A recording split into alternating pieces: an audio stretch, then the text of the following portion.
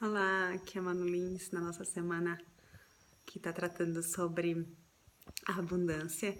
E ontem, depois de fazer a faxina e de fazer esse trabalho de limpeza e essas novas programações para as pessoas que colocaram sim, eu vi que algumas curas elas não encontraram aporte no coração de algumas pessoas e procurando entender dentro da ferramenta do Theta Healing quais eram as crenças que poderiam estar eventualmente bloqueando que essas pessoas pudessem receber essas curas, me foi trazido como percepção que na maioria das vezes as pessoas ainda não acreditam e não confiam que a abundância ela é um estado natural. A gente imagina que ao contrário, que a abundância ela é um resultado de merecimento, que a gente precisa merecer para que a abundância ela possa chegar.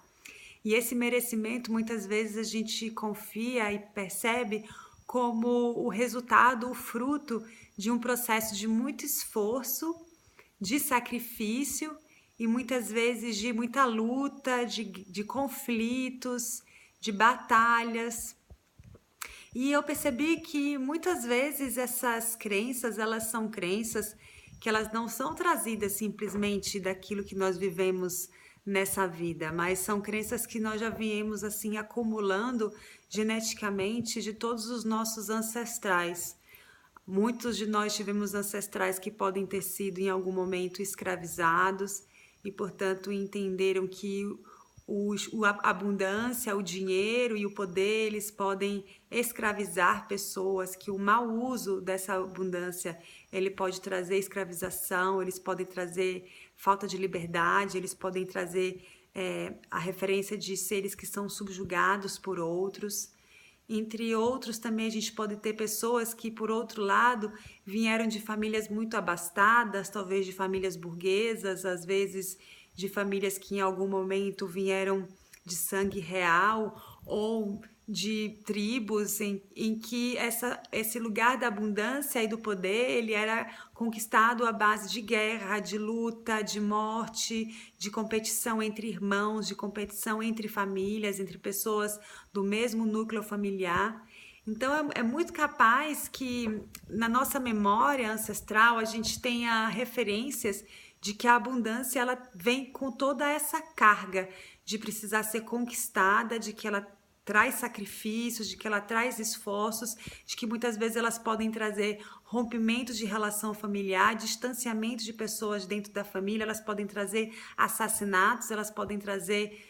falta de liberdade, elas podem trazer a lembrança da escravidão e, portanto, a gente acaba optando que a abundância ela não se manifeste em toda a sua plenitude aqui na nossa vida, justamente porque a gente não quer repetir essas histórias. É muito importante que a gente compreenda que essas crenças que nós carregamos nos nossos sistemas, que carregamos no nosso subconsciente, elas não estão aqui de forma alguma para prejudicar. O nosso corpo, considerando assim, sendo um computador biológico, ele é absolutamente inteligente. Ele não vai guardar nada que não seja útil e que não sirva a um propósito. Nesse caso, essas crenças, por exemplo, da gente não manifestar abundância, da gente não se sentir seguro de manifestar abundância em toda a sua plenitude, pode estar justamente tentando evitar que a gente possa estar revivendo essas experiências que nossos antepassados podem ter vivido em outras épocas, em outro contexto. Então, vale a pena, por exemplo, a gente fazer um resgate, às vezes, da história dos nossos avós,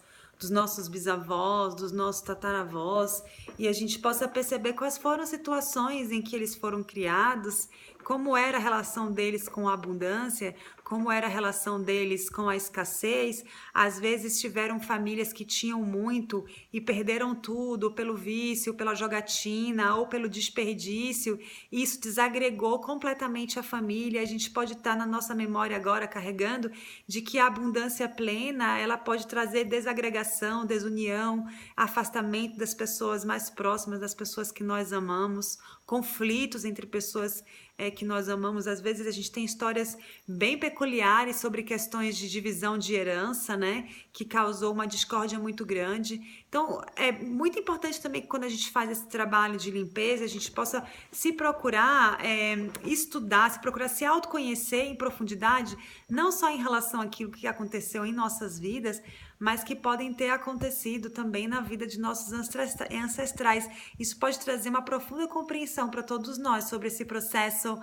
dos bloqueios que podem estar impedindo que a gente manifeste de uma forma fácil, plena, agradável e integrada com a nossa vida. Fica aí a dica, dá uma pesquisada, dá uma observada de como foi a história dos seus ancestrais e depois me conta como é que foi.